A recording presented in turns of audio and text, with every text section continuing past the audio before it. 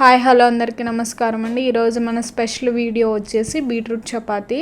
దీనికోసం ముందుగా కొంత గోధుమ పిండిని తీసుకోవాలి. తర్వాత 2 బీట్రూట్లు తీసుకొని చక్కగా నీట్గా కట్ చేసుకోవాలి. దీంట్లో 2 స్పూన్స్ కర్డ్ని కూడా యాడ్ చేసుకోవాలి.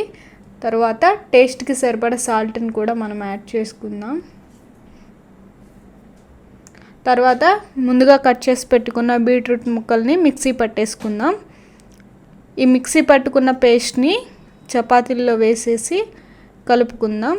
నేను కొద్దిగా నెయ్యి యూస్ చేస్తున్నానండి. మీరు కావలిస్తే వేసుకోండి, లేకపోతే అవాయిడ్ చేయండి. నెయ్యి యూస్ చేయడం వల్ల చపాతీలు చాలా స్మూత్గా వస్తాయి. ఇప్పుడు ముందుగా మనం ప్రిపేర్ చేసి పెట్టుకున్న బీట్రూట్ పేస్ట్ని వేసుకొని కలుపుకోవాలి. 1 గంట తర్వాత నానిన పిండిని తీసుకొని మనం చపాతీలు ఒత్తుకుందాం.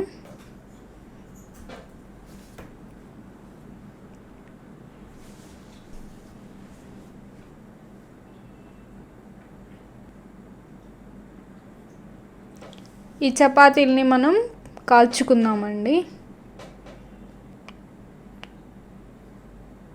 అంతే అండి, ఎంతో టేస్టీ అయిన బీట్రూట్ చపాతీ రెడీ.